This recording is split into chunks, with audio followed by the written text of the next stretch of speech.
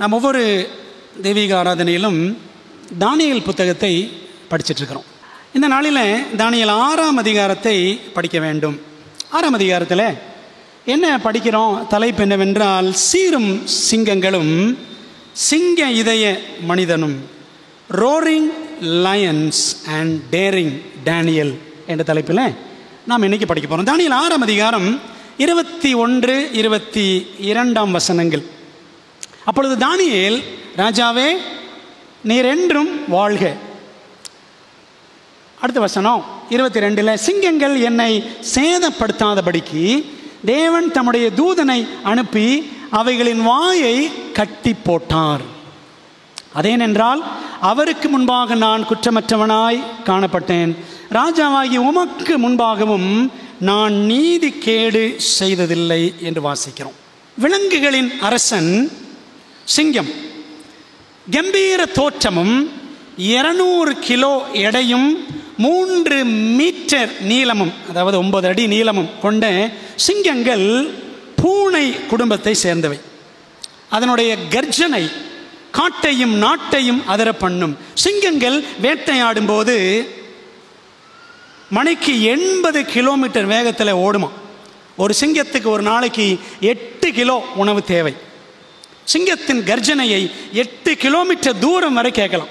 8 kilo சாப்பாடு வேணும் ஒரு நாளைக்கு. அது கர்ஜனை செய்தது என்றால் 8 கிலோமீட்டர் கேட்கலாம். அன்பானவர்களே, பசியுள்ள சிங்கத்தின் பக்கத்தில் போய்விட முடியுமா? போக முடியுமா? ஆனால் ஒரு வயதான தேவ மனிதன் ஒரு முழு இரவையும் பெர்ஷிய தேசத்து சிங்கங்களுடன் கழித்திருக்கிறான். பைபிள் சொல்லுது, சிங்கம் கர்ஜிக்கிறது, யார் பயப்படாதிருப்பான்? ஆமோஸ் 3:8 வாசிக்கிறோம். ஒரு முதிய மனிதன், ஒரு வயதான மனிதன் பயப்படாமல் சிங்கங்களுடன் படுத்திருந்தான். அந்த மனிதன் தான் யார்? தானியேல். தானியேல் 6ஆம் அதிகார சம்பவம் எப்போ நடந்துச்சு? உங்கள் பைபிள் எழுதிக்கங்க. தானியேல் 6ஆம் அதிகாரம், அதுக்கு மேலே போட்டுக்கோங்க. அந்த சம்பவம் நடந்த வருஷம் BC 538, கிமு 538 வருஷம். அந்த சமயத்தில் தானியேலுக்கு 84 வயசு. He was 84. அப்போது இருந்த அந்த தரியு மன்னனுக்கு, மேதியனாகிய தரியுவுக்கு 62 வயசு. பிரியமானவர்களே, இந்த தானியேல் 6ஆம் அதிகாரம், அதில் என்ன இருக்கு? ஒரு அவுட்லைன், ஒரு உருவரை பார்க்கலாமா? Outline of Daniel 6. தானியேல் 6ஆம் அதிகாரம் முதல் 3 வசனங்கள் தானியேல் உயர்த்தப்படுதல். Daniel is promoted. 6ஆம் அதிகாரம் 4 முதல் 9 வரை மதியீன மசோதாவில் மன்னன் கையெழுத்திடுதல். Darius signs the foolish decree. 6ஆம் அதிகாரம் 10-15 வரைக்கும் தானியேல் தவறாமல் ஜெபித்தல். Daniel prays faithfully. 6ஆம் அதிகாரம் 16-24 வரைக்கும் சிங்கக்கெபியில் தானியேல் காக்கப்படுதல். Daniel is saved in the lion's den. 6ஆம் அதிகாரம் 25-28 வரைக்கும் மன்னன் தரியுவின் மகத்தான மசோதா, கிங் டாரியஸ் வைஸ் டெக்ரி அப்படின்னு படிக்கிறோம். தானியேல் புத்தகத்தில் ஒவ்வொரு அதிகாரமும் மாபெரும் போராட்டத்தை படம் பிடித்து காட்டுகிறது அப்படின்னு உங்களுக்கு நான் சொல்லிக்கிட்டே வர்றேன்.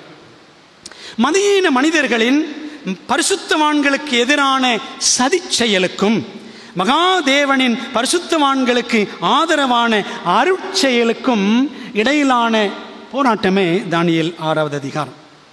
மொர்தெகாயின் பின்னே ஒரு பெரிய கூட்டமான இஸ்ரவேல் தேவஜனம் இருந்தது போல தானியேலின் பின்னேயும் ஒரு பெரும் பரிசுத்தவான்கள் கூட்டம் இருந்திருக்கும்.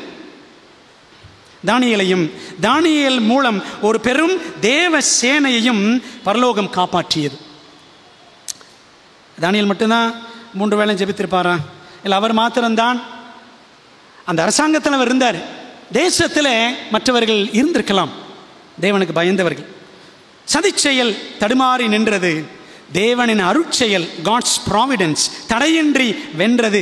எப்படி என்பதைத்தான் நாம் இன்றைக்கு என்ன செய்ய போகிறோம்? கருத்தோடு கற்றுக்கொள்ள போகிறோம். தானியேல் 6ஆம் அதிகாரம் எல்லாருக்கும் தெரியும். சிங்கங்கள் தானியேல் 3 நேரம் ஜெபம் பண்ணார். அதனால் பிரியமானவர்களே, இன்னைக்கு தானியேல் 6ஆம் அதிகாரத்தில் நிறைய சிங்கங்களை பார்க்க போகிறோம். நிறைய சிங்கங்கள்.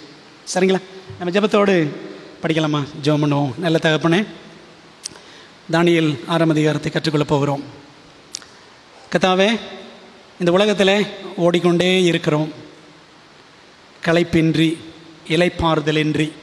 ஆனால் நம்முடைய சமூகமே எங்களுக்கு இளைப்பாறுதல். இந்த நாளே எங்களுக்கு இளைப்பாறுதலின் நாள்.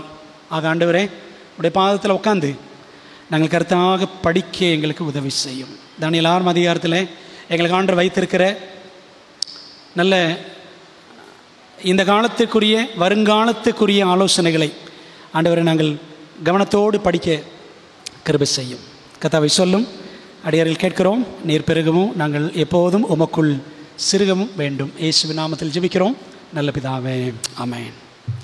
122 தீய சிங்கங்களின் நடுவில் Daniel amidst 122 evil lions. Median தரியு மன்னனான பிற்பாடு தனது அரசாங்கத்தை அவன் என்ன செய்கிறான்?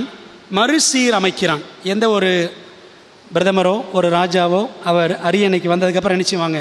they will formulate their cabinet. இந்த கேபினட்டை ஒழுங்கமைப்பார்கள், சட்டசபை. அவனுக்கு கீழே, அந்த மன்னனுக்கு கீழே 3 ஆளுநர்கள். அந்த 3 பேருக்கு கீழே 120 தேசாதிபதிகள், satraps. those who set traps அப்படின்னு சொல்லிடக்கூடாது. இந்த satraps எல்லாம் என்ன செஞ்சாங்க? all these satraps they were setting traps for Daniel.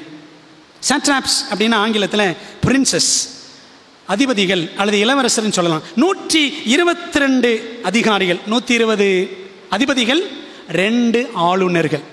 இவர்களுக்கு மேற்பட்டவனாக தானியேலை மன்னன் நியமித்தான். ஆனால் பாருங்களேன், வேறொரு ராஜ்யத்தை சேர்ந்தவன் இன்னொரு ராஜ்யத்திலிருந்து வந்தவனை ஒரு பெரிய பதவி கொடுத்து முக்கியப்படுத்த மாட்டாங்க, செய்ய மாட்டாங்கல்ல. பாருங்களேன், நம்ம தமிழ்நாட்டில் இருக்கிறோம். தமிழ்நாட்டில் இருக்கிற ஒரு ராஜான்னு வச்சுக்கோமே, அவர் வெளிநாட்டில் இருக்கிற ராஜாவுக்கு பதவி கொடுப்பாரா? கொடுக்க மாட்டார். அது இயல்புக்கு மாறானது. ஆனால் இந்த தரியு தானியேலை உயர்த்தினான். காரணம், தானியேலிடம் காணப்பட்ட விசேஷித்த ஆவி. இங்கிலீஷில் படிக்கிறோம், excellent spirit was found in Daniel. Excellent ஸ்பிரிட்னா நேர்த்தியாய் நேர்மையில் நடத்தும் ஆவியானவர். அவனுக்குள்ளே அந்த விசேஷித்த ஆவியானவர் இருந்தார். அது மட்டுமல்ல, முதுமை வரையிலும் அவனிடம் விளங்கிய உண்மை. அதனால தான் அவர் உயர்த்தப்பட்டார். ஒருவேளை எப்படி இருக்கலாம்? வேத அறிஞர்கள் சொல்கிறாங்கன்னா, 40 தேசங்களுக்கு ஒரு அதிபதி, ஆளுநர், இன்னொரு 40க்கு இன்னொரு ஆளுநர், இன்னொரு 40க்கு தானியேல், மற்றும் மொத்தமாக 120க்கும் தானியேல் இருந்திருக்கலாம். சரிங்களா? ராஜா, அடுத்து தானியேல், அதுக்கப்புறம் 2 ஆளுநர்கள், அதுக்கப்புறம் 120 தேசாதிபதிகள். அப்படி தான் பைபிளில் படிக்கிறோம். இதை குறித்தெல்லாம் இந்த தானியேலுடைய அந்த அவருக்குள்ளே இருந்த ஆவியானவர், அவருடைய நேர்மை, உண்மை, இதெல்லாம் குறித்து கேள்விப்பட்ட மன்னன் தானியேலை உயர்த்தினான். பிரியமானவர்களே, மேதிய பெர்ஷிய தேசத்தில் ஏறக்குறைய எல்லா அதிகாரிகளுமே ஊழல் பேர்வழிகள் என்பதற்கு தானியேல் 6 அதிகாரமே ஒரு பலத்த சாட்சி. ஏன் அப்படின்னா, நேர்மையாளன் தானியேலால் நம்முடைய வருமானம் பாதிக்கப்படுகிறதே என்ற வருத்தமும், கைதியாக வந்தவன் நமக்கு மேலாக அவன் இருந்து நம்மை கண்காணிப்பதா என்ற பொறாமையுமே சதிகாரர்கள் எல்லாரும் ஒன்று கூடி அவனுக்கு உலை வைக்க காரணமாய் இருந்தது. சரிங்களா? 120 122 மேதிய பெர்ஷிய தீய சிங்கங்களின் அரசவைக்குள் தானியேல் மாட்டிக்கொண்டான். சரிங்களா? அவனை சிங்கக்கெபிக்குள்ள போடுறதுக்கு முன்னாடி ஏற்கனவே அவன் இருந்த அரசாங்கமே எப்படி தான் இருந்துச்சு? ஒரு சிங்கக்கெபி போல தான் அவனுக்கு இருந்தது. சங்கீதம் 57:4 வாசிக்கிறோம், என் ஆத்துமா சிங்கங்களின் நடுவில் இருக்கிறது. ஒருவேளை நம்ம வேலை செய்கிற இடங்களில், நம்முடைய உறவினர்களுக்கு மத்தியில் நம்ம ஆண்டவருக்காக நிற்கும் பொழுது நம்ம ஒருவேளை எங்கே இருக்கிற மாதிரி தெரியும்? சிங்கங்களுக்கு நடுவில் இருக்கிற மாதிரி தெரியும். தீயை இறக்கிற மனுபுத்திரருக்குள்ளே கிடக்கிறேன். அவர்கள் பற்கள் ஈட்டிகளும் அம்புகளும், அவர்கள் நாவு கருக்கான பட்டயமுமாய் இருக்கிறது. தானியேலுக்கு விரோதமாக இப்படி அநேகர் இருந்தார்கள். காரணம் யார்? இதுக்கெல்லாம் பிரதான காரணம் யார் என்றால், கர்ஜிக்கிற சிங்கமான சாத்தான், சேட்டன், த ரோரிங் லயன். பைபிளில் அப்படி தானே படிக்கிறோம். உங்கள் எதிராளியாகிய பிசாசானவன் எப்படி? கர்ஜிக்கிற சிங்கம் போல எவனை விழுங்கலாமும் என்று வகை தேடி சுற்றி திரிகிறான். பாருங்களேன், அதை பற்றி எலன் ஒயிட் எழுதுறாங்க. தீர்க்கதரிசிகளும் ராஜாக்களும் புத்தகத்தில் பக்கம் 540, யெகோவாவின் ஊழியக்காரனுக்கு வசமாக வலை விரித்து விட்டதாக எண்ணி சந்தோஷமாக தரியவிடமிருந்து புறப்பட்டு சென்றனர் தானியேலின் பகைவர்கள். இந்த தானியேல் எப்படியாவது அவ்வளோதான் சிக்க வச்சிடலாம் அப்படின்னு சந்தோஷத்தில் போகிறாங்க. அந்த சதி திட்டத்தை உருவாக்கியதில் சாத்தான் முக்கிய பங்காற்றி இருந்தான். இல்லை, யாருக்கு முக்கிய பங்கா? சாத்தானுக்கு. ராஜ்யத்தில் அதிகாரமிக்க பதவியில் இருந்தார் தீர்க்கதரிசி. தங்கள் பக்கம் இருந்த ஆட்சியாளர்கள் மேல் தாங்கள் அதிகாரம் கொள்ளாதபடி அவருடைய செல்வாக்கு மாற்றிவிடும் என்று தீய தூதர்கள் பயந்தார்கள். இந்த விழுந்து போன தூதர்களுக்கு என்ன பயம் அப்படின்னா, இந்த 122 பேரும் நம்ம பக்கம் இருக்கிறாங்க, இவங்க எல்லாம் இந்த தானியேலை பார்த்து பார்த்து தானியேலை மாறிடுவாங்களோ அப்படின்னு இந்த தீய தூதர்களுக்கெல்லாம் பயம். பொறாமையும் எரிச்சலும் கொள்ளும்படி தேசாதிபதிகளை தூண்டிவிட்டதும் தானியேலை அழிக்க திட்டம் போடுமாறு ஏவி விட்டதுமே சாத்தானின் இந்த குழுக்கள் தான் தீமையின் கருவிகளாக தங்களை ஒப்புக்கொடுத்த தேசாதிபதிகள் அதனை செயல்படுத்தினார்கள். பார்த்தீங்களா, இந்த 122 அதிபதிகளும் அதிகாரிகளும் வேலை செஞ்சாங்கன்னா தானியேலுக்கு விரோதமாக யார் காரணம்? சாத்தான் தான் காரணம் அப்படின்னு வாசிக்கிறோம். அப்போ என்ன செய்யலாங்க? எல்லாம் சேர்ந்து இந்த 122 பேர் சேர்ந்து ஒரு பிளான் கொண்டு வராங்க. அந்த ப்ராஜெக்ட், அந்த பிளானுக்கு என்ன பேருன்னா கிங் டாரியஸ் மந்த். அந்த ப்ராஜெக்ட் அதான் பேர், அரசன் தரியு மாதம் என்ற ஒரு புதிய திட்டத்தை கொண்டு வராங்க. நம்ம அதை தானியேல் 6ஆம் அதிகாரம் 7ஆம் வசனத்தில் படிக்கிறோம். என்ன போட்டிருக்கு? ராஜாவே, யாருனாலும் சரி 30 நாட்கள் உம்மைத்தான் வணங்க வேண்டும். சரிங்களா? 7ஆம் வசனம் படிக்கிறோம். அப்படி உம்மை தவிர வேறு எந்த மனுஷனையானாலும் தேவனையானாலும் நோக்கி யாதொரு காரியத்தை குறித்து விண்ணப்பம் பண்ணினால் அவன் சிங்கங்களின் கெபியிலே போடப்பட. ராஜா கட்டளை பிறப்பித்து உறுதியான தாக்கீது செய்ய வேண்டும் என்று ராஜ்யத்தினுடைய எல்லா பிரதானிகளும் எத்தனை பேர்? 3 பேர். தானியேலும் சேர்ந்து பிளான் போட்ட மாதிரி சொல்கிறாங்க. அப்படி தானே சொல்கிறாங்க? தானியேலும் இந்த பிளானில் உள்ள அந்த கமிட்டியில் இருந்தார். எல்லா பிரதானிகளும் தேசாதிபதிகளும் பிரபுக்களும் மந்திரிமார்களும் தலைவர்களும் ஆலோசனை பண்ணி கொண்டிருக்கிறார்கள். தானியேலும் சேர்ந்து ஆலோசனை பண்ணுற மாதிரி இவங்க பிக்சர் காட்டுறாங்க. சரிங்களா? ராஜா கிட்ட வந்து முகஸ்துதியாக பேசுகிறாங்க. ஆனாலும் அந்த சதி ஆலோசனையில் யார் இல்லை? தானியேல் இல்லை. ஏனென்றால் அந்த சதி ஆலோசனையே யாருக்காக தான்? தானியேலுக்காக தான். பிரியமானவர்களே, மற்ற கிழக்கத்தியவர்களைப் போல பெர்ஷிய நாட்டவரும் என்ன செய்வாங்களாம்? தங்களுடைய மன்னனை தெய்வமாக கருதினார்கள். அந்த காலத்தில் பெர்ஷியர்களுக்கு தெய்வம் யார்? மேதிய பெர்ஷியர்களுக்கு தெய்வம் யாருன்னு பார்த்தீங்கன்னா அகுரா மஸ்தா. அகுரா மாஸ்தா நம்ம கேள்விப்பட்டிருக்கோம்ல, பைக் ஸ்வராஜ் மாஸ்தா கேள்விப்பட்டிருக்கீங்களா? அதே மாதிரி அகுரா மாஸ்தா என்ற ஒரு தெய்வம், அந்த தெய்வத்தினுடைய பிரதிநிதி தான் மன்னன் அப்படின்னு ஜனங்கள் நம்பினாங்க. ஆதி முதல் அந்தம் வரை சாத்தானின் ஒரே குறிக்கோள் என்ன? மெய் தெய்வத்துக்குரிய தொழுகையை தான் பெற்றுக்கொள்ள வேண்டும். அதானே அவனுடைய குறிக்கோளே. அதுதான் அரசர்களின் ஆணையின் மூலம் கட்டாய தொழுகையை தான் அடைய வேண்டும் என்று கருதிய அவன் பாபிலோனில் நேபுகாத்நேச்சர் வழியாக வேலை செஞ்சான். மேதிய பெர்ஷியாவில் தரியு மூலமாக, ஆமான் மூலமாக, ரோமாபுரியில் பல சக்கரவர்த்திகள் வழியாக அவன் தீவிரமாக வேலை செய்தான். இப்படி அநேகர் என்ன செஞ்சாங்க? தங்களை வணங்க வேண்டும் என்று நிறைய பேர் சட்டம் போட்டிருக்காங்க. இந்த சட்டத்துக்கு பின்னாடி யார் இருக்கிறா? சாத்தான் இருக்கிறான். இந்த தொழுகை இந்த மன்னர்களுக்கு என்று சொல்லும் பொழுது அது உண்மையில யாருக்கு? அந்த மன்னர்களுக்கு பின்னாடி இருந்த சாத்தானுக்கு தான். பிரியமானவர்களே, கட்டாய தொழுகை அவனுடைய தந்திரம் என்ன? சாத்தானுடைய தந்திரம் கட்டாய தொழுகை, கட்டளை மீறல். கட்டாயமாக தொழுகை பண்ணணும், கட்டளை மீறணும். சரிங்களா? அதானே தானியேலில் படிக்கிறோம். 3ஆம் அதிகாரத்தில் தான் படிக்கிறோம், சிலையை கட்டாயம் வணங்கணும், கட்டளையை மீறணும். 6ஆம் அதிகாரத்தில் தான் படிக்கிறோம், ராஜாவை கட்டாயம் வணங்கணும், கட்டளையை மீறணும். பிரியமானவர்களே, இதுதான் கடைசி நாட்களின் சவாலாகவும் இருக்க போகிறது. அன்பானவர்களே, அப்படியானால் இந்த சாத்தானுடைய கர்ஜனை அடங்கிருச்சா? அப்படி இல்லை.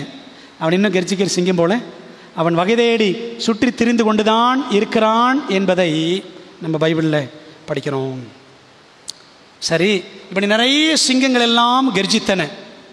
122 அதிகாரிகளும் தானியேலுக்கு எதிராக கர்ஜித்தார்கள். ஆனால் இவர் என்ன பண்ணினார்?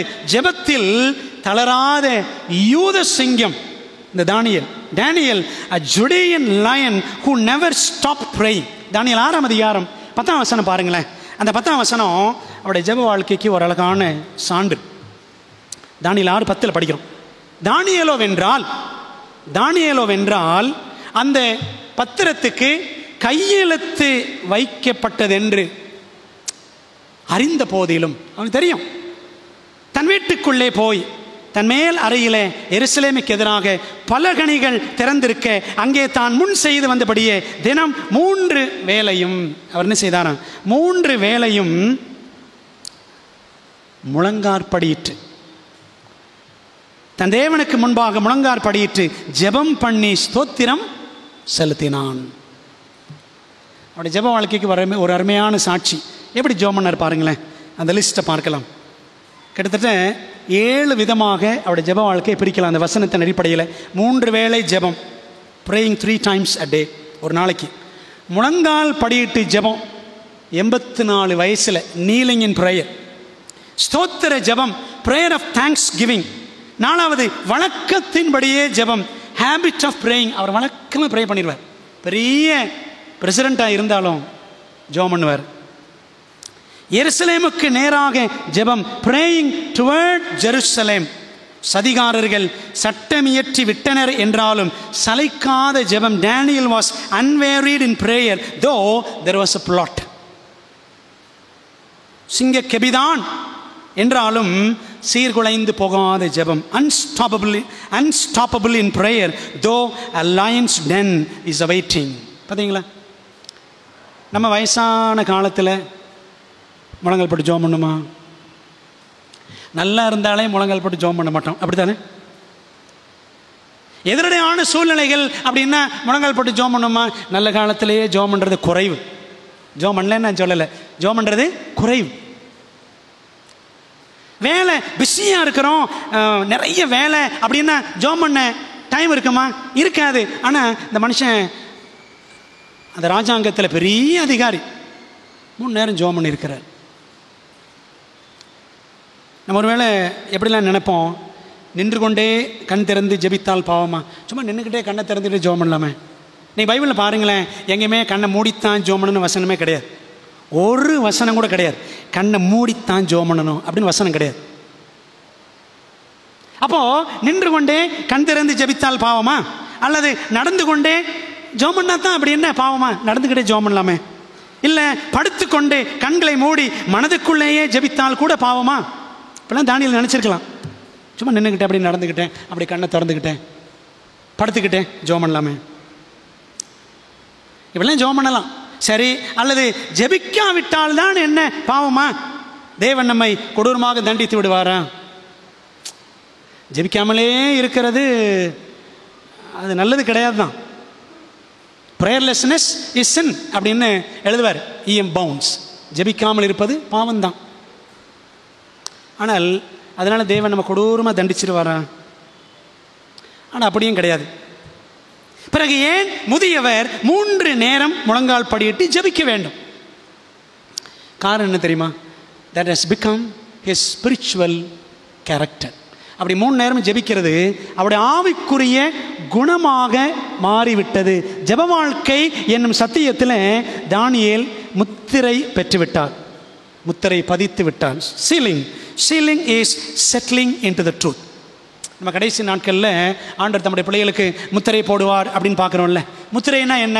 எல்ன் ஒயிட் எழுதுவாங்க, முத்திரை ceiling is settling into the truth. ஓய்வு நாள் தேவனை முத்திரைன்னு சொல்கிறோமே, அப்போ நெத்தியில் ஓய்வு நாள் அடிப்பார் ஆண்டவர்? அப்படிலாம் கிடையாது. என்ன அர்த்தம்? இந்த ஓய்வு நாள் சத்தியத்திற்கு நம்ம அப்படியே என்ன செஞ்சுருப்போம்? உறுதியாக நிற்கிறவர்களாய் காணப்படுவோம். இதாங்க ஆண்டோடைய சத்தியம், இதுதான் ஓய்வு நாள் சத்தியம். So we are settled in it. இதில் நாங்கள் உறுதியாக நிலைச்சி நிற்கிறோம் என்ற நிலைக்கு வர்றோம். பார்த்தீங்களா, அதான் சீலிங். ஆனால் அந்த வயசான காலத்தில் அந்த மனுஷனுக்கு இருந்த அந்த முத்திரை பதிக்கிற நிலைமை என்ன ஆனாலும் சரி, ராஜா எனக்கு எதிராக அவர் முத்திரை போட்டாலும் சரி, ஒரு முத்திரை போட்டு ஒரு சட்டத்தை கொண்டு வந்தாலும் சரி, தேவனுடைய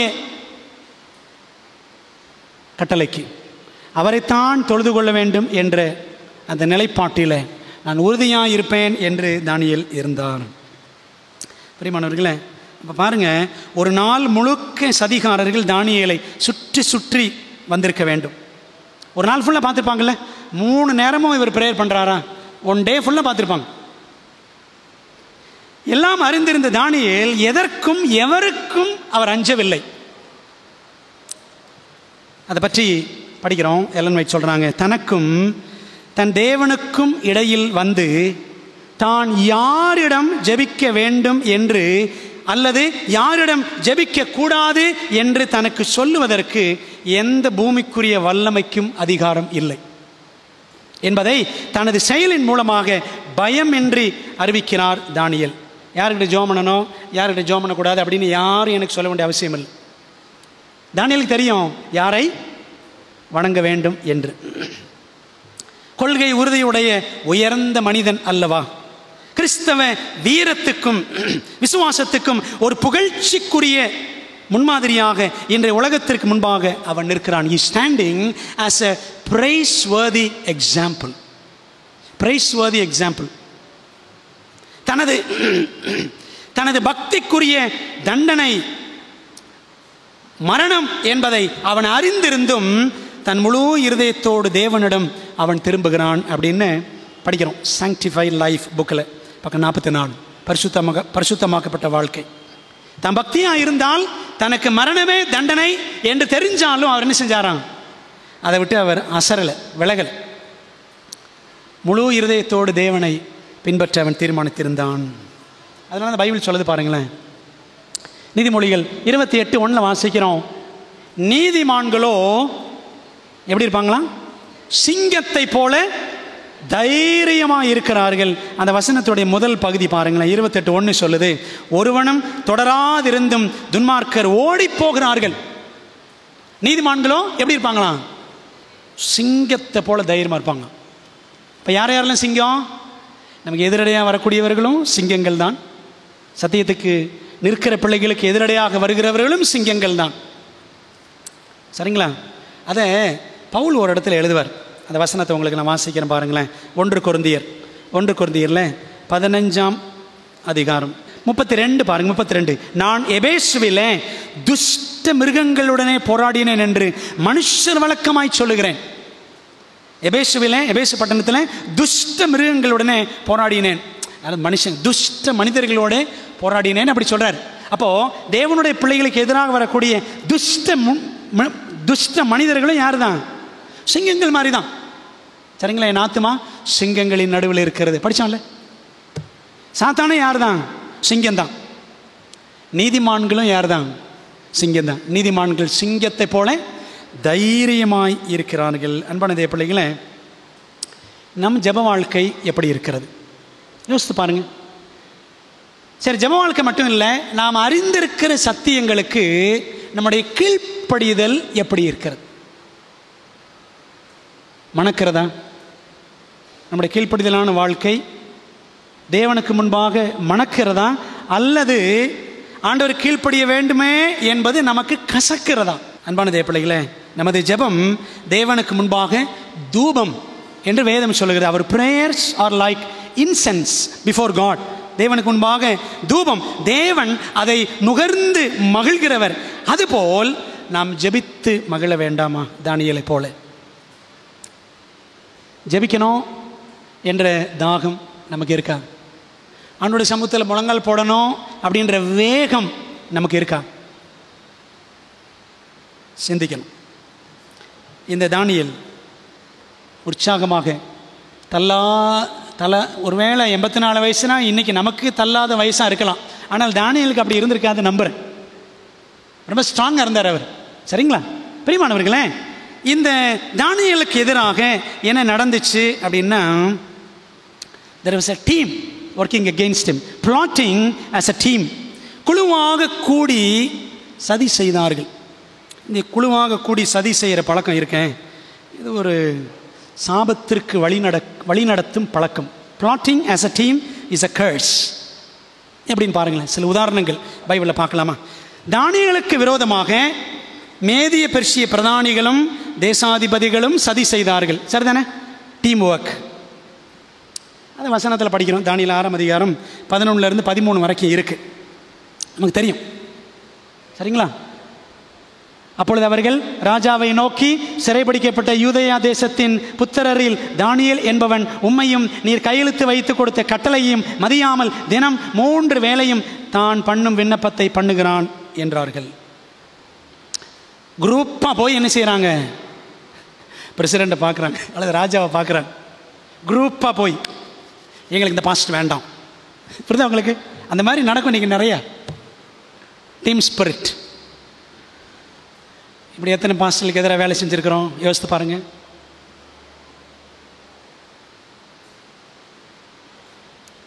பரலோகத்தில் 3 1/4 தூதர்கள் தேவனுக்கு விரோதமாக கலகம் செய்தார்கள். அது ஒரு டீம். சரிதானே? சரி. மோசே ஆரோனுக்கு விரோதமாக கோராகு, தாத்தான், அபிராம் கூட்டத்தார் கலகம் செய்தார்கள். என்னாகும் 16ஆம் அதிகாரம். அப்படிதானே? சரி. யோசேப்புக்கு விரோதமாக பழைய ஏற்பாட்டில் 10 சகோதரர்கள். அந்த டைமில் பென்னிமீன் பிறக்கலை, யோசேப்பு தம்பி பிறக்கலை. ஆதியாகமத்தில் படிக்கிறோம். சரிங்களா? ஒன்று கூடி சதி செய்தார்கள். இப்படி நிறைய சதிகார கூட்டங்களை பைபிளில் படிக்கலாம். நிறைய பேர் இருக்கிறாங்க. ஆனால் அப்படிப்பட்ட கூட்டத்தாரின் முடிவெல்லாம் என்ன ஆச்சு பைபிளில் பாருங்களேன். இப்போ 4 கூட்டம் சொன்னேன்ல, இந்த கூட்டத்தின் முடிவை பாருங்கள். தானியேலுக்கு விரோதமாக சதி செய்தவர்கள் குடும்பத்தோடு அழிந்தார்கள். அப்படிதானே? தானியேல் 6:24 படிக்கிறோம். சரி. அதுக்கப்புறம் லூசிபர் கூட்டம் என்னாச்சு? பிசாசு கூட்டமாக மாறிடுச்சு. அதுக்கப்புறம் மோசேக்கு விரோதமாக முறுமுறுத்தவர்களை தேவன் ஒரு புதிய காரியத்தின் மூலம் அழித்தார். என்னாகமம் 16 நீங்கள் பார்த்தீங்கன்னா 30, 31, 32 வசனங்களில் பைபிளில் ஃபர்ஸ்ட் டைம் முதல் முறையாக பூமி அதிர்ச்சி எங்கே வந்துச்சு அப்படின்னா, ஃபர்ஸ்ட் எர்த்குவேக் இன் தி பைபிள் எங்கே தெரியுமா? என்னாகும் 16 தான்.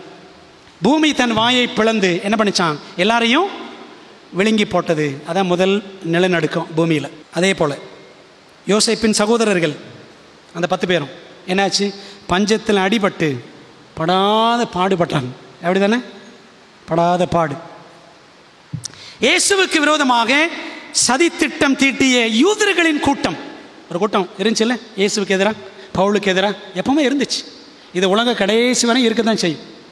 பெரியமானவர்களே, இயேசுவுக்கு எதிராக சதித்திட்டம் தீட்டிய யூதர்களின் கூட்டம் இன்றைக்கு எவ்வளவாக சபிக்கப்பட்டு காணப்படுகிறது. அவங்க சொன்னாங்கல்ல, இவனுடைய இரத்தப்பழி எங்கள் மேல், எங்கள் பிள்ளைகள் மேல் வரட்டும் அப்படின்னு சொன்னாங்க. பிரியமானவர்களே, சத்தியத்திற்காக நீங்களும் நானும் நிற்போம் என்று சொன்னால் உலகத்தின் கடைசி வரைக்கும் என்ன இருக்கும்? எதிர்ப்பு இருக்கத்தான் செய்யும். அதான் சொல்லுவாங்க, கெடுவான் கேடு நினைப்பான். என்ன அர்த்தம்? கேடு நினைக்கிறவன் அவனே கெட்டு போயிடுவான். நமக்கு அழிவை நினைக்கிறவன் அவனுக்கே அழிவு வரும் என்பதுதான் அந்த பழமொழியினுடைய அர்த்தம். யாக்கோபு 3:16 வாசிக்கிறோம், வைராக்கியம் விரோதம் எங்கே உண்டோ அங்கே கலகமும் சகல துர்ச்சைகளும் உண்டு. இவங்களுக்கெல்லாம் வைராக்கியம், இவங்களுக்கெல்லாம் இந்த 122 பேருக்கு என்னடா அவன் எங்கேருந்தோ வந்துட்டு கைதியாக வந்துட்டு இன்னைக்கு நமக்கு மேலே இருக்கிறான் என்று அவர்கள் கலகம் துர்ச்செய்கை எல்லாம் செய்தார்கள். டீம் ஸ்பிரிட் எப்படி இருக்கணும் அப்படின்னா, நன்மை செய்வதற்கும் ஊழியம் செய்வதற்கும் தான் இருக்க வேண்டும். தீமை செய்வதற்கும் அட்டூழியம் செய்வதற்கும் இந்த குரூப்பாக கூடுற வேலை இருக்க கூட. சரிங்களா?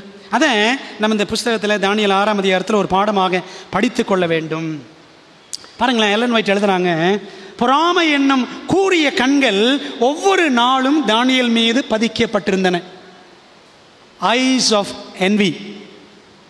அவர்களது கண்காணிப்புகள் வெறுப்புணர்வினால் கூர்மையாக்கப்பட்டிருந்தன. வெறுப்பு. ஆயினும் அவனது வாழ்க்கையில் ஒரு வார்த்தை அல்லது செயலில் கூட அவர்களால் குற்றம் காண முடியவில்லை. ஒரு வார்த்தை, ஒரு செயலில் கூட தானியேல் நினைச்சு குற்றம் கண்டுபிடிக்கவே முடியல. எனினும் தான் பரிசுத்தமாக்கப்பட்டு விட்டதாக அவன் தானியேல் உரிமை பாராட்டி கொள்ளவில்லை. நான் பெரிய செயின்ட் அப்படின்னு சொல்லலை தானியேல். ஆனால் அவன் வரைமுறைக்கும் அப்பாற்பட்ட மேலான காரியத்தை செய்தான். உண்மையுள்ள தற்பிரதிஷ்டியுள்ள ஒரு வாழ்க்கையை அவன் வாழ்ந்தான் அப்படின்னு படிக்கிறோம். சாங்டிஃபை லைஃப், பரிசுத்தமாக்கப்பட்ட வாழ்க்கை, பக்கம் 42. ஒரு உண்மையுள்ள வாழ்க்கை, சின்சியர் லைஃப், ஒரு டெடிகேட்டட் லைஃப் அவர் வாழ்ந்தார் அப்படின்னு படிக்கிறோம். பிரியமானவர்களே, தானியேல் 5ஆம் அதிகாரம் 13ஆம் வசனம் படிச்சீங்கன்னா, பெல்ஷாத்சார் கேட்குறான் தானியேலை பார்த்து, நீ என் பிதாவாகிய ராஜா நேபுகாத்நேச்சார் யூதாவிலிருந்து சிறைப்படுத்தி வந்த யூதரில் ஒருவனாகிய கைதியாகிய தானியேல் அல்லவா? நீ ஒரு கைதி தானே அப்படின்னு அவன் சொல்கிறான் பெல்ஷாத்சார். அடுத்த அதிகாரம் 6:13 பாருங்க. அப்பொழுது அவர்கள் ராஜாவை நோக்கி, சிறைபிடிக்கப்பட்ட யூதயா தேசத்தின் புத்திரரில் தானியேல் என்பவன் உம்மையும் நீர் கையெழுத்து வைத்து கொடுத்த கட்டளையும். அவன் ஒரு கைதியாக வந்தவன் ராஜா, அவன் உண்மை என்ன செய்யலை, மதிக்க மாட்டேங்கிறான் அப்படின்னு அவனை கைதி கைதி அப்படின்னு தான் சொன்னாங்க. சரிதானே? ஒருவேளை உலகத்தின் கடைசி நாட்களில் இந்த ஓய்வு நாள்காரர்கள், இந்த செபாட்டேரியன்ஸ், இந்த ஓய்வு நாள் ஆசரிக்கிறவங்க, இந்த 7ஆம் நாள்காரவங்க, இவங்களால தான் இவ்வளோ பிரச்சனை என்று பழி சுமத்தப்படும். அன்பான தேவ பிள்ளைகளே, எப்படி தானியேல் செயல்பட்டார்? பெர்சிய சிங்கங்களுடன் சிங்க இதய மனிதன், lion hearted man with Persian lions. தானியேல் 6ஆம் அதிகாரத்தில் 14 to 23 வரைக்கும் படித்து பார்த்தோம். அந்த பகுதியை சுருக்கம் என்ன அப்படின்னா, காலை முதல் மாலை வரை மன்னன் தரியு தானியேலை தப்புவிக்க முயன்றும் முடியாமல் போனது. வேறு வழி இல்லை, ராஜா மசோதா கொண்டாந்துட்டாரு. யாருனாலும் என்ன செய்யணும், சிங்கக்கபையில் போட்டு தான் ஆகணும். இது தானியேலுக்கு விரோதமானதுன்னு ராஜாவுக்கு லேட்டாக தான் தெரிஞ்சிச்சு. காலையிலேருந்து சாயங்காலம் வரைக்கும் முயற்சி பண்ணுறாரு தானியேலை தப்புவித்து விடலாம் என்று. ஆனால் சட்டத்திலும் அதற்கிடமில்லை, சட்ட வல்லுநர்களாலும் மன்னனுக்கு உதவி செய்ய முடியவில்லை. இந்த மெசபடோமியாவில் சிங்கங்கள் அதிகமாக காணப்பட்டன. அந்த காலத்தில் சிங்கங்களை நம்ம பார்க்குற மாதிரி இரும்பு கூண்டலெல்லாம் போட மாட்டாங்க. என்ன செய்வாங்க தெரியுமா? பூமியில் ஆழமான குழியை பெரியதாக சதுர வடிவத்தில் தோண்டி, அந்த பெரிய சதுரமான குழியில் பூமியில் நடுவில் ஒரு கம்பி வேலி போட்டுருவாங்க. அதை 2 அறைகளை பிரிச்சிருவாங்க. அந்த குழியை 2ஆக பிரிச்சிருவாங்க, இந்த பக்கம் அந்த பக்கம், நடுவில் கம்பி வேலி. ஒரு அறையை சிங்கங்கள் அசுத்தம் செய்தவுடன் அந்த அறையை சுத்தம் பண்ணுறதுக்கு என்ன பண்ணுவாங்க, அந்த பக்கத்தில் இருக்கிற அறையில் மாம்ச துண்டுகள் எல்லாம் தூக்கி போட்டுட்டு சிங்கங்களை அங்கே விட்டுருவாங்க. அப்புறம் இந்த பக்கம் க்ளீன் பண்ணுவாங்க. சரிங்களா? இப்படி தான் மாற்றி மாற்றி செய்வாங்க. எப்படி கம்பி வேலையை தூக்குவாங்க? மேலே, பூமிக்கு மேலேருந்து கம்பி வேலையை தூக்குவாங்க. சிங்கங்கள் அந்த மாம்ச துண்டுகளை சாப்பிட அங்கே போயிடும், கம்பி வேலையை போட்டுருவாங்க. அப்புறம் இந்த பக்கம் க்ளீன் பண்ணுவாங்க. ஆனால் என்னாச்சு? தனது பிரியமான மதிப்பிற்குரிய நண்பன் தானியேலை விடுவிக்கும் வழியை மன்னன் அறியாவிட்டாலும் அவனை வாக்குத்தத்தத்தோடு அனுப்பினான். 6ஆம் அதிகாரம் 16ஆம் வசனத்தில் என்ன சொல்லி அனுப்பினாரு? நீ இடைவிடாமல் ஆராதிக்கிற உன் தேவன் உன்னை தப்புவிப்பார். ஒரு ப்ராமிஸ் கொடுத்து அனுப்புறார் பாருங்களேன், வாக்குத்தத்தம். தானியேல், நீ இடைவிடாமல் ஆராதிக்கிற தேவன். இப்போ அவருக்கே தெரிஞ்சிருக்கு, இவன் இந்த தானியேல் ஒன்றும் செய்ய முடியாது. இஸ் எ நான் ஸ்டாப் ப்ரேயிங் பர்சன். நான் ஸ்டாப்பாக அவன் ப்ரே பண்ணுவான். யார் தடுத்தாலும் இவனை தடுக்க முடியாது அப்படின்னு ராஜாவுக்கு தெரியும். அன்பானவர்களே, அந்த அஞ்ஞான அரசன் தரியு ஆணித்தரமான விசுவாசத்தை செயல்படுத்துவதற்கு அது தேவன் அவனுக்கு கொடுத்த தருணமாக இருந்துச்சு. ஆண்டவர் இயேசு கிறிஸ்துவின் சரீரத்தை கல்லறையில் வைத்து கல் கொண்டு அடைத்து முத்திரை போட்டார்கள். அதே போல் தானியேலையும் உயிரோடு சிங்கக்கபியில் போட்டு கல் கொண்டு அடைத்து முத்திரை போட்டார்கள். மாம்ச துண்டுகளை அல்ல, இப்பொழுது ஒரு மனிதனையே சிங்கக்கபிக்குள் தூக்கி போட்டார்கள். அன்பான தேவ பிள்ளைகளே, ஒருவேளை எதிர்காலங்களில் இப்படிப்பட்ட எதிரடையான சூழ்நிலை தேவனுடைய பிள்ளைகளுக்கு வருமா? ஆண்டுடைய கற்பனைகளை கை கொண்டு நடக்கிறவர்களுக்கு வருமா? வரும் என்பதற்கு அடையாளமாக தான் ஆண்டு என்ன வச்சிருக்கிறார்? இப்படி ஒரு கதையை, இப்படி ஒரு சம்பவத்தை நமக்கு ஒரு சாட்சியாக வச்சிருக்கிறார். முத்திரை போட்ட மன்னனுக்கு நித்திரை இல்லை. தானியேலை பற்றிய அக்கறைதான் மன்னனின் விழித்திரையை மூட விடவில்லை. ராஜாவுக்கு தூக்கமே இல்லை. நீங்கள் பாருங்களேன், தானியேல் 6ஆம் அதிகாரத்தில் தூங்காத 3 ராஜாக்கள் தூங்கலை. ஒன்று யாரு அப்படின்னா, நம்பர் 1 கெபிக்குள் சிங்க ராஜாக்கள் தூங்கவில்லை. அப்படி தானே? சிங்க ராஜாக்கள் தூங்கலை, ஏன்னா சிங்கம் தானே ராஜா மிருகங்களுக்கு. 2வது அரண்மனைக்குள் தரியு ராஜா தூங்கவில்லை, அவரும் தூங்கலை. 3வது பரலோகத்தில் இயேசு ராஜா தூங்கவில்லை. பைபிள் சொல்லுது, இஸ்ரவேலை காக்கிறவர் உறங்குவதும் இல்லை தூங்குவதும் இல்லை அப்படின்னு படிக்கிறோம். அனைத்து சௌகரியங்களும் நிறைந்த அரண்மனையில் அரசன் தூங்கவில்லை. கீத வாத்தியம்தான், நல்ல சாப்பாடு தான், அப்படிதானே? அவருக்கு தூக்கம் வரல ராஜாவுக்கு. ஆனால் சிங்கக்கெபியின் நாற்றத்துக்குள் சிங்க இதய மனிதன் சிங்கங்களை தலையணைகளாக வைத்துக் கொண்டு தூங்கிவிட்டான். சிங்கக்கெபியில் சென்ட் வாசனை அடிச்சிருக்கோம், சரிதானே? எவ்வளவு நாற்றம். ஆனால் அதில் யார் தூங்கியிருக்கணும்? தானியேல் அவன் தூங்கியிருக்க வேண்டும். அடுத்த நாள் தனக்கு சிரச்சேதம் என்று அறிந்திருந்தும் பேதுரு தூங்கிவிட்டான். பைபிள் படிக்கிறோம்ல, அப்போஸ்தலர் 12ஆம் அதிகாரத்தில் படிக்கிறோம். ஞாபகம் இருக்கா? நல்லா தூங்கிடுவான் பேதுரு. ஒரு ஏஞ்சல் தேவதூதன் வந்து தானியேல் பேதுருவை இடுப்பில் எப்பா எந்திரி எந்திரி எந்திரின்னு தட்ட வேண்டியது இருந்துச்சு. அவன் எந்திரிச்ச பிறகு தெரியல வந்திருக்கிறது யாரு தேவதூதன்னு பேதுருவுக்கு தெரியல. இல்லை, என்ன அர்த்தம் தெரியுமா? தேவனை உறுதியாய் பற்றி கொண்டவர்களுக்குள் எந்த நிலையிலும் என்ன இருக்கும்? பூரண சமாதானம் இருக்கும். உம்மை உறுதியாய் பற்றி கொண்ட மனதை உடையவன் உண்மையே நம்பியிருக்கிறபடியால் நீர் அவனை பூரண சமாதானத்துடன் காத்துக்கொள்வீர் என்று ஏசாயா 26:3 படிக்கிறோம். எதிர்காலத்தில் எதிரடையான சூழ்நிலைகள் உங்களுக்கும் எனக்கும் எதிராக வரும். ஆனால் ஆண்டவர் எப்படி செய்யணும்? உறுதியா அவர் பற்றி கொள்ளணும். அப்பொழுது பூர்ண சமாதானத்தை ஆண்டவர் நமக்கு கொடுப்பார். ஏன் தெரியுமா? அது ஆண்டவர் யூதராஜ சிங்கம், lion of the tribe of Judah.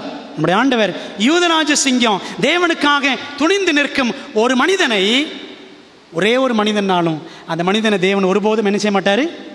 அவர் கைவிட மாட்டார், மறக்கவும் மாட்டார். ஐயோ மறந்துட்டேனே என்று சொல்லி அவர் பரிதபிப்பதும் இல்லை. ஒவ்வொருவர் மேலும் அவர் தனிப்பட்ட அக்கறை கொண்டிருக்கிறார். அது அவரால் மட்டும்தான் முடியுங்க. தனிப்பட்ட முறையில் God has concern for us individually. தனித்தனியாக தேவன் ஒவ்வொரு மேலும் அக்கறை வைத்திருக்கிறார். அது அவரால் தான் முடியும். தரிய ராஜாவுக்கே மன்னன் மீது அக்கறை என்றால் ராஜாவுக்கு எவ்வளவு அக்கறை இருக்கும் யோசித்து பாருங்களேன். Force wanted to make Daniel as food for the lions, but he became a friend of the lions, and in the end the force became food for the lions. என்ன நடந்துச்சு? எதிரிகளெல்லாம் சேர்ந்து தானியேலை சிங்கங்களுக்கு இரையாக்க வேண்டும் என்று நினைத்தார்கள். ஆனால் தானியேலோ சிங்கங்களின் சிநேகிதன் ஆனான். முடிவிலே எதிரிகள் எல்லாரும் சிங்கங்களுக்கு இரையானார்கள். புரியுதா? அப்ப நீங்களும் நானும் ஆண்டவருக்கு நண்பன் ஆயிட்டோன்னு வச்சுக்கோங்களேன். ஆண்டவர் நினைச்சுவாரு, எதிரிகளை கூட நமக்கு நண்பராக்குவார், அல்லது மிருகங்களை கூட தேவன் நமக்கு நண்பராக மாற்றுவார். சிங்கங்கள் எல்லாம் அவனை சேதப்படுத்தாதபடி தேவன் தமது தூதனை அனுப்பினார். சிங்கங்கள் எல்லாம் கப்சிப் ஆயிடுச்சு. அப்படிதானே? சிங்கக்கவியில் போடப்பட்ட அந்த சிங்க இதயம் கொண்ட விசுவாச வீரன் ஊமை சிங்கங்களுடன் ஒரு இரவை செலவிட்டார். கர்ஜிக்கும் சிங்கங்கள் காக்கும் நாய்களாக மாறிவிட்டன, நண்பர்களும் ஆகிவிட்டன. அப்படிதானே? Lions became puppies. Lions became puppies. எல்லாம் பப்பியா மாறிடுச்சு. சரிதானே? ஆண்டோடைய பிள்ளைகளே, எவ்வளவு பெரிய ஆசீர்வாதம். அந்த இரவுக்கு அப்புறம் 2 விசுவாச வீரர்கள் உரையாடலை நம்ம தானியேல் 6:20-22 வரை படிக்கலாமா? ராஜா கெபியின் கிட்ட வந்தபோது துயர சத்தமாய் தானியேலை கூப்பிட்டு, தானியேலே, ஜீவனுள்ள தேவனுடைய தாசனே, நீ இடைவிடாமல் ஆராதிக்கிற உன் தேவன். 2வது முறை சொல்றார், இடைவிடாமல் ஆராதிக்கிற தேவன். உன்னை சிங்கங்களுக்கு தப்புவிக்க வல்லவராய் இருந்தாரா என்று தானியேலை கேட்டான். உன்னை உள்ளிருந்து சத்தம் வருமா வராதா? உடனே ராஜா நினைச்சிருக்கலாம். ஆனால் பாருங்களேன், அப்பொழுது தானியேல், ராஜாவே நீர் என்றும் வாழ்க. உள்ளிருந்து சத்தம் வருது, ராஜாவே நீர் என்றும் வாழ்க. சிங்கங்கள் என்னை சேதப்படுத்தாதபடிக்கு தேவன் தம்முடைய தூதனை அனுப்பி அவைகளின் வாயை கட்டி போட்டார். அதேனென்றால் அவருக்கு முன்பாக நான் குற்றமற்றவனாய் காணப்பட்டேன். அவரால் சொல்ல முடிஞ்சு பார்த்தீங்களா? ஐ am blameless before my God. ராஜாவாகிய உமக்கு முன்பாகவும் நான் நீதி கேடு செய்ததில்லை. பார்த்தீங்களா? What a tremendous testimony, personal testimony. எவ்வளோ பயங்கரமான ஒரு தனிப்பட்ட சாட்சி. அவரே சொல்றார் பார்த்தீங்களா? அவருக்கு முன்பாகவும் ராஜா உமக்கு முன்பாகவும் என்ன செஞ்சது கிடையாது, நீதி கேடு செஞ்சதே கிடையாது.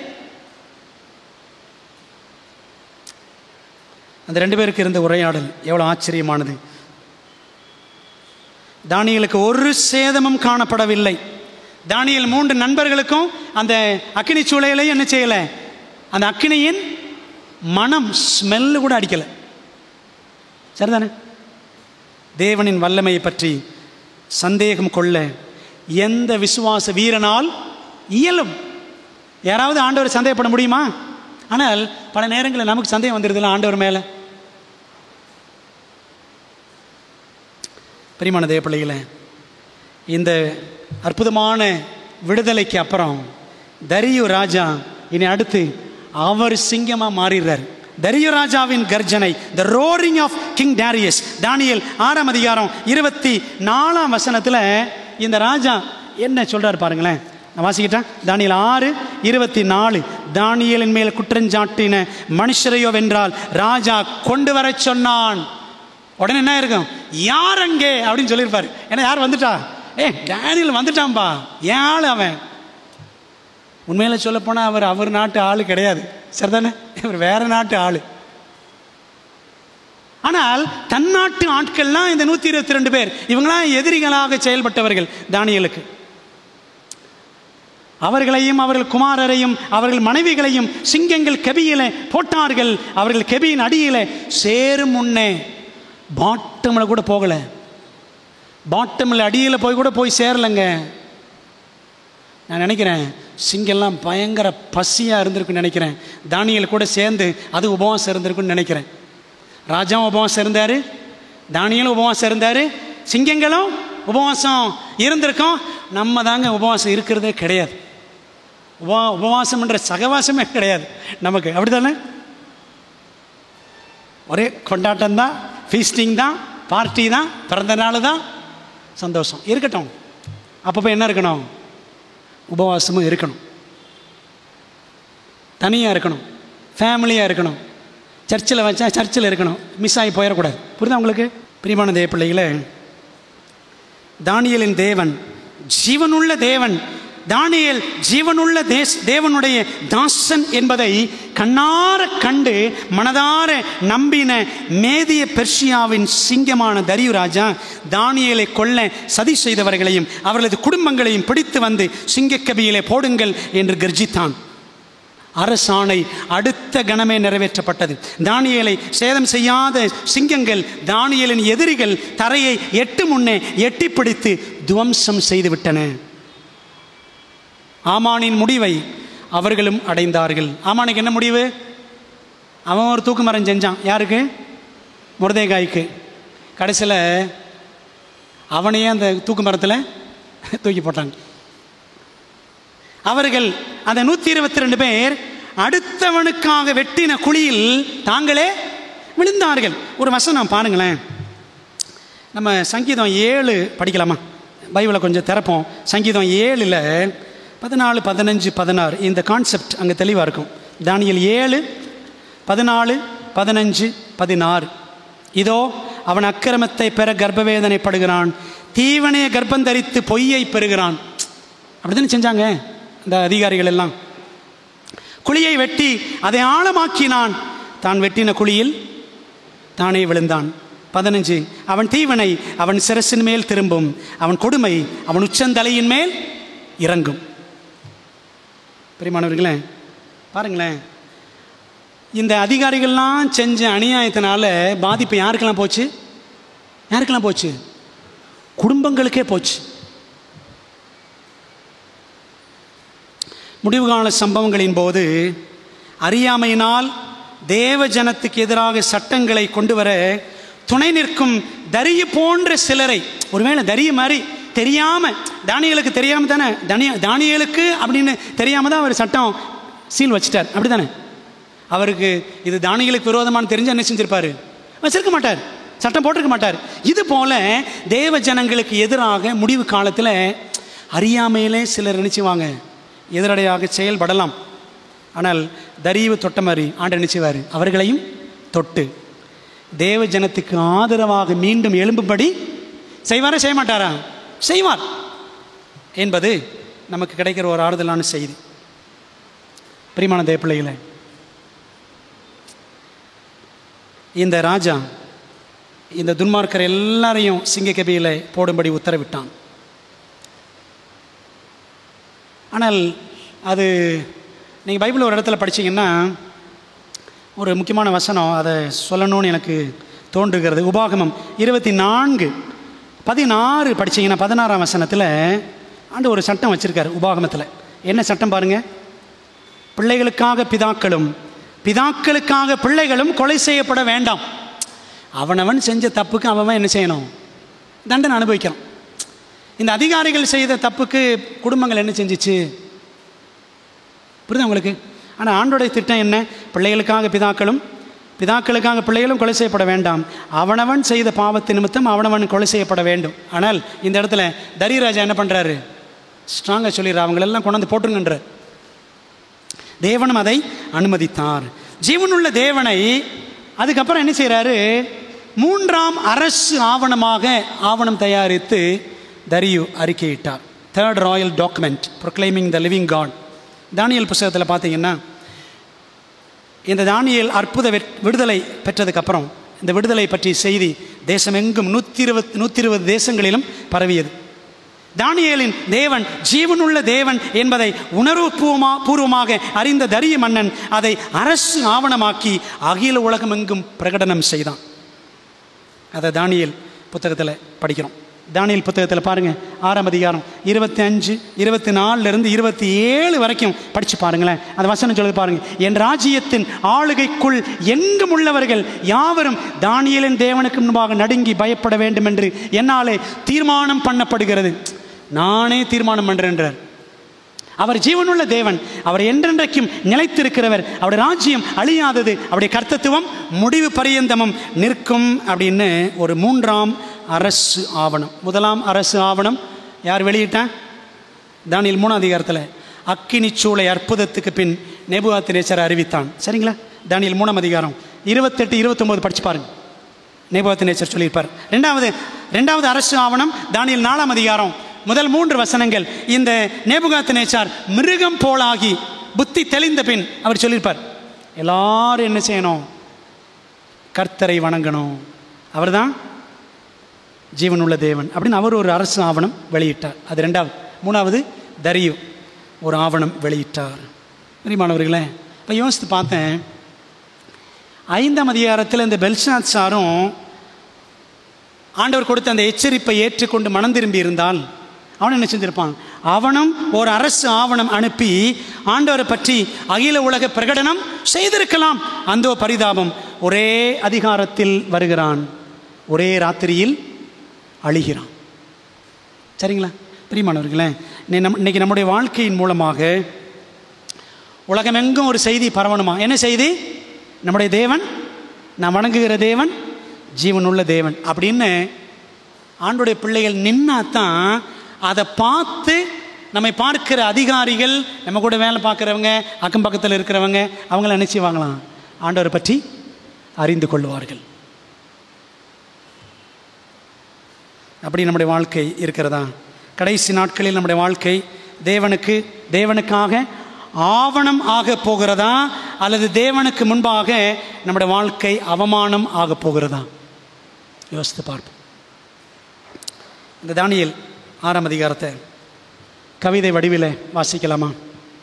தரியு மன்னனின் தனிப்பெரும் தயவு பெற்றான் தானியேல். 120 தேசங்களும் அவன் கட்டுப்பாட்டில் இனிமேல். தேசாதிபதிகள் பொங்கினர் பொறாமையின் ஆவியினால், தானியேலோ அமைதியுடன் தங்கினான் விசேஷித்த ஆவியினால். தரியுவையே யாவரும் வணங்க தரியு மாதம் புனைந்தனர் தந்தரசாலிகள். ஆயினும் யெகோவா தெய்வமே என் தெய்வம் என்றான் குணசாலி. முழங்காலிலேயே 3 வேளையும் நின்றான் அவனே பலசாலி. முறுமுறுப்பு அவன் வாயிலும் இல்லை, முதுமையினால் அவன் வாடவும் இல்லை. உத்தமனை உற்று பார்த்தார்கள் உள்ளமில்லா உளவாளிகள், மன்னனிடம் மாட்டிவிட்டார்கள் கபடமுள்ள களவாளிகள். தன் பெயரில் இது தானியேலுக்கான சதி என்று உணர்ந்தான் தரியு. வழியே இன்றி வாக்கு தத்தத்துடன் வழியனுப்பினான் முதல் மந்திரியை. கெபிக்குள் தானியேல், அவன் கைகளுக்குள் சிங்கங்கள். தானியேலின் கைகளுக்குள் சிங்கங்கள். ஜீவனுள்ள தேவன் தம் தூதனை அனுப்பினார், தம் தாசனை விடுவித்தார். தானியேலை கண்ட மன்னன் மகிழ்ந்தான், எதிரிகளையோ கெபிக்குள் எறிந்தான். தேவன் உயர்வடைந்தார், சதிகார சாத்தான் தலை குனிந்தான். இதுதான் தானியேல் 6ஆம் அதிகாரம்.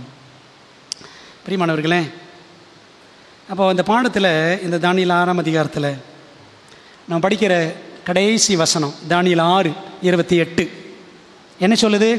தானியேல் 6:28 படிக்கிறோம் பாருங்களேன்.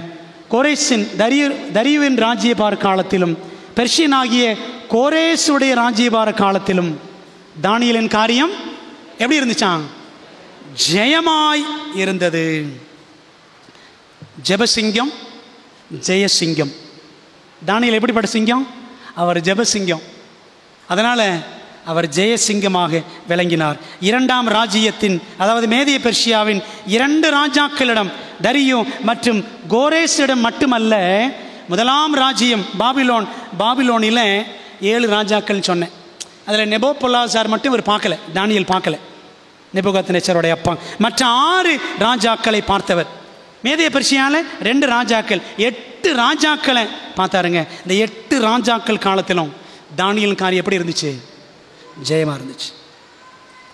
உலகத்தின் முடிவு கால கிறிஸ்தவர்களே, நீங்களும் நானும் ஜெய கிறிஸ்தவர்களாக நாம் விளங்க வேண்டும் என்றால், ஜெபிக்கும் கிறிஸ்தவர்களாக நாம் தீவிரமாக காணப்பட வேண்டும். ஜெபம் பண்ணுறோமா? 1/2 நிமிஷ ஜெபம், அரகுர ஜெபம், சுருக்கமான ஜெபத்துக்கு பெருக்கமான ஆசீர்வாதம் தாரும் என்று சோம்பேறி ஜெபம், அப்படி தானே? சுருக்கமான ஜெபத்துக்கு பெருக்கமான ஆசீர்வாதம். தானியேல் 84 வயசுலையும் விடாப்பிடியாய் ஜெபித்தார். இந்த தானியேல் 6ஆம் அதிகாரத்தில் கடைசியாக ஒரு அட்டவணை பார்க்க போகிறாங்க. ஒரு அட்டவணை, அவர் காலத்தில் நடந்தது, இனி நம்ம காலத்தில் என்ன நடக்கும். தானியேலின் கடந்த காலமும் வருங்காலமும் என்ற தலைப்பில், past and the near future. தானியேலின் நாட்களில், தவணையின் முடிவு நாட்களில் என்ன நடக்கும் பாருங்களேன். ஒரு 10 காரியம் குயிக்காக. தானியேல் உண்மை உள்ளவன், யாதொரு குற்றம் குறைவு காணப்படாதவன், நீதி கேடு செய்யாதவன். படித்தோம்ல தானியேல் 6ஆம் அதிகாரத்தில். இது யாருடைய குணம் அப்படின்னா, 144,000 பேரின் குணமும் அப்படித்தான் இருக்கும். இவர்கள் தேவனுக்கு முன்பாகவும் ஆட்டுக்குட்டியானவருக்கு முன்பாகவும் எப்படி இருப்பாங்க? மாசில்லாதவர்களாயிருக்கிறார்கள். வெளிப்படுத்தல் 14:5. இது ஏதோ தானியேல் குணம் மட்டும் நினைச்சிடக்கூடாது. ஹி ரெப்ரசன்ட்ஸ் தி 1,44,000, 144,000 பேரை பிரதிபலிக்கிறார் தானியேல். 2வது, தானியேல் ஜீவனுள்ள தேவனுடைய தாசன் அப்படின்னு படித்தோம் 6:20. 144,000 பேர் படித்து பாருங்களேன். வெளிப்படுத்தல் 7ஆம் அதிகாரம் 2ஆம் வசனம் 3ஆம் வசனம் படிச்சிங்கன்னா, இந்த 144,000 பேர் ஜீவனுள்ள தேவனுடைய ஊழியக்காரர் அப்படின்னு இருக்கும். சரிங்களா? 3வது, தானியேலுக்கு எதிராக 2 பிரதானிகள், 2 பிரதம மந்திரிகள் பிளஸ் 120 தேசாதிபதிகள் பார்த்தோம்ல. அதே போல தேவ ஜனத்துக்கு எதிராக சாத்தான் மற்றும் துன்மார்க்கர் கூட்டமெல்லாம் என்ன செய்யும்? கிரியை செய்யும். கடைசி நாட்களில் வெளிப்படுத்தல் 17, 12, 13 வசனங்கள் படிச்சு பாருங்க. நல்லா வாசிக்கல. 4வது, ராஜ கட்டளை, உறுதியான தாக்கீது அப்படின்னு படிக்கிறோம். அப்போது அரசியலும் மதமும் இணைந்தது. உண்மையா? தானியேல் 3ஆம் அதிகாரம் பாருங்களேன். அரசியல், நேபுகாத்நேச்சார் ராஜா, எது இணைஞ்சிச்சு? மதம். இந்த சிலை கொண்டு வந்தார்ல, அரசியலும் மதமும். சரிங்களா? 5ஆம் அதிகாரம் பாருங்க, அங்கேயும் பாருங்க, அரசியல் மதம். அரசியல் என்ன செய்கிறார்? பெல்ஷாத்சார் அந்த அரசு வேகத்தை காட்டுறார். எருசலேம் தேவாலய பாத்திரங்கள், மதம். புரியுதா உங்களுக்கு? அரசும் மதமும் மிக்ஸ் ஆகுது. 6ஆம் அதிகாரம் பாருங்களேன். 6ஆம் அதிகாரத்திலையும் அரசு, தரிய ராஜாவின் அரசாங்கம். மதம் என்ன? என்கிட்ட தான் ப்ரேயர் பண்ணணும். புரியுதா உங்களுக்கு? அரசும் மதமும் இணைகிறது தானியேல் காலத்தில். அப்போ அதே மாதிரி மிருகத்தின் முத்திரை, வெளிப்படுத்தல் 13, 14, 15 படிக்கிறோம். 13ஆம் அதிகாரம் 14, 15 வசனங்கள். அரசும் சபையும் இணைந்து ஞாயிறு ஆசரிப்பு சட்டத்தை கொண்டு வரும். சரிங்களா? 5ஆம் காரியம், மாறாத பிரமாணம். அதை எப்படி கொண்டு வந்தாங்க அந்த சட்டத்தை? மாறாத பிரமாணம், அன்ஆல்டரபிள் லா. தானியேல் 6:8 படிக்கிறோம். பாருங்களேன், மாறாத பிரமாணம் யார் மட்டும்தாங்க கொண்டு வர முடியும்? ஆண்டவர் மட்டும்தான் கொண்டு வர முடியும். அப்போ மாறாத பிரமாணம் ஒருத்தன் கொண்டு வர்றான்னா அவன் தன்னை தேவன் போல என்ன செய்கிறான்? காட்டிக்கொள்ளுகிறான். பாருங்களேன், நம்ம காலத்தில் என்ன நடக்கும்னா, மாற்றப்பட்ட பிரமாணம். எது மாற்றப்பட்ட பிரமாணம்? சனிக்கிழமை மாற்றினாங்க. சரிதானே? ஓய்வு நாளுக்கு ஞாயிற்றுக்கிழமைக்கு மாற்றினாங்க. சனிக்கிழமையை ஞாயிற்றுக்கிழமை ஓய்வு நாள் மாற்றினாங்க. மாற்றப்பட்ட பிரமாணம் மாறாத பிரமாணம் ஆக்கப்படும். ஞாயிற்றுக்கிழமையை ஓய்வு நாள் கொண்டு வருவாங்க தற்காலிகமாக. வெளிப்படுத்தல் 13, 16, 17 வாசிக்கிறோம். தேவனுடைய ஓய்வு நாளுக்கு பதிலாக மனுஷீக ஓய்வு நாள் அல்லது போப்பு மார்க்க ஓய்வு நாள் உயர்த்தப்படும். ஞாயிற்றுக்கிழமை ஓய்வு நாளாக உயர்த்தப்படும். சரிங்களா? 6வது என்ன பிரச்சனை? தானியேல் 6ஆம் அதிகாரத்தில் தொழுகை தான் பிரச்சனை. சரிதானே? தொழுகை தான் பிரச்சனை. கடைசி காலத்தில் என்னவா இருக்கும்? தொழுகை தான் பிரச்சனையாக இருக்கும். வெளிப்படுத்தல் 14, 7, 9 முத்தூதில் 3ஆம் தூது படிச்சு பாருங்க. முதல் தூது சொல்லுது, வானத்தின் பூமி சமுத்திரத்து நீரூற்றுகள் உண்டாக்கினவரையே தொழுது கொள்ளுங்கள். சரிங்களா? மிருகத்தின் முத்திரையை தொழுது கொண்டால், பின்பற்றினால் என்ன கிடையாது? இரவும் பகல் இளைப்பாறுதல் கிடையாது. பார்த்தீங்களா? worship is going to be the central issue in the last days. தானியேல் காலத்தில் மட்டுமல்ல, கடைசி காலத்திலையும் அதான், தொழுகை தான் பிரச்சனை. 7வது, 10 கட்டளைகளுக்கு எதிரான யுத்தமே சாத்தானின் யுத்தம். சரிதானே? ராஜாவைத்தான் வணங்கணும். முன்னம் நடந்ததே இனியும் நடக்கும். சரிதானே? பார்த்தீங்களா? அப்போது 10 கட்டளைக்கு எதிரான யுத்தம் கடைசி காலத்தில் என்ன செய்யும்? கண்டிப்பாக வரும். பிரசங்கி 1:9 படிக்கணும். 8வது, அரசு அதிகாரிகள் இணைந்து ஆன்மீக தலைவரை ஏற்படுத்தினர். உண்மைதானே? 122 பேர் சேர்ந்து யாரை ஏற்படுத்துகிறாங்க? ராஜா உம்மை தான் வணங்கணும். சரிங்களா? அதே போல் உலக அரசுகள். சமீபத்தில் சிங்கப்பூர் போயிருந்தப்போ அங்கே எல்லாரும் சொன்ன விசுவாசிகள் எல்லாம் சொன்னாங்க. என்ன சொன்னாங்கன்னா, பாஸ்டர் போப்பு வந்துட்டு போனார் சிங்கப்பூருக்கு, வந்துட்டு அவர் பிரசங்கம் பண்ணார். அந்த வீடியோ நான் பார்த்தேன். அவர் என்ன பிரசங்கம் பண்ணார்? அதில் சொல்கிறாரு, எல்லா மதங்களுமே ஒன்று தான், எல்லா மதங்களுமே ஒன்று தான், எல்லாம் அவங்கவுங்க மதத்தில் இருந்து அவங்கவுங்க தெய்வத்தை வணங்குறீங்க, எல்லாரும் ஒரே தெய்வத்தை தான் வணங்குறோம், எல்லாமே ஒரே தெய்வத்தை தான் வணங்குறோம். எந்தெந்த மதத்தில் நீங்கள் இருந்தாலும் கடைசியில் எங்கே வந்துடுவோம்? நம்ம பரலோகத்துக்கு வந்துடுவோம் அப்படின்னு நாங்கள் பேசியிருக்கார். புரியுதா உங்களுக்கு? பார்த்தீங்களா? அப்போ ஒன் வேர்ல்டு ரிலிஜியன், எல்லா மதங்களும் ஒன்று தான் என்ற ஒரு இந்த திட்டத்தை கொண்டு வர்றதுக்கு இப்போ இருக்கிற போப் முதலாம் பிரான்சிஸ் அவர் நாடு நாடாக போயிட்டுருக்கிறார். புரியுதா உங்களுக்கு? உலக அரசுகள் இணைந்து போப்பு மார்க்க கொள்கைகளை உயர்த்தும். எப்படி தரியவை உயர்த்தினாங்க, அதே போல் உலக அரசுகள் ஒன்றா சேர்ந்து போப்பை என்ன செய்யும்? உயர்த்தும். போப்பு மார்க்கத்தை உயர்த்தும். போப்பு மார்க்க ஓய்வு நாளை ஞாயிற்றுக்கிழமை உயர்த்தும் அப்படின்றத படிக்கிறோம். சரிங்களா? அப்போ இதெல்லாம் தானியேல் 6ஆம் அதிகாரம் வெறும் கதை கிடையாது, ஏதோ நடந்த ஒரு சரித்திர சம்பவம் மட்டும் கிடையாது, நம்முடைய எதிர்காலத்தை படம் பிடித்து காட்டக்கூடிய ஒரு நிழல். 9, தானியேலுக்கு முடிவு என்ன? சிங்கக்கெபி. தேவ ஜனத்திற்கு இக்கட்டு காலம், ஒரு பயங்கரமான ஆபத்து காலம் வரும். தானியேல் 12:1 வாசிக்கிறோம். 10வது கடைசியா, தேவன் குறுக்கிட்டார், தானியேலை விடுவித்தார். என்ன நடக்கும்? தேவன் மீண்டும் குறுக்கிடுவார். கடைசியில் தம்முடைய கடைசி கால தேவ ஜனத்தை விடுவிப்பார். வெளிப்படுத்தல் 17:14 வாசிக்கிறோம். ஆட்டுக்குட்டியானவர் என்ன செய்வாராம்? தம்முடைய ஜனங்களை விடுவிப்பார் அப்படின்னு படிக்கிறோம். பிரியமான தேவ பிள்ளைகளே, தானியேலின் புத்தகத்தின் முதல் பகுதி, முதல் 6 அதிகாரங்கள் சரித்திர பகுதி, கதை பகுதியை இன்னைக்கு நம்ம முடிக்கிறோம். அதுக்கப்புறம் படிக்க வேண்டியது அடுத்த 6 அதிகாரங்கள் தீர்க்க தரிசன பகுதி, ப்ராஃபட்டிக் செக்ஷன் படிக்கணும். தானியேல் கெபிக்குள் இருந்த சிங்கங்களை ஜெயித்தான். தேசாதிபதிகளான சிங்கங்களையும் ஜெயித்தான். பிசாசாகிய சிங்கத்தையும் ஜெயித்தான். அவனும் தேவனுக்காக சிங்க இதய மனிதனாக செயல்பட்டான். நீதிமான்களும் சிங்கம்தான். தேவனுக்கென்று இன்றும் அப்படிப்பட்டவர்கள் தேவை.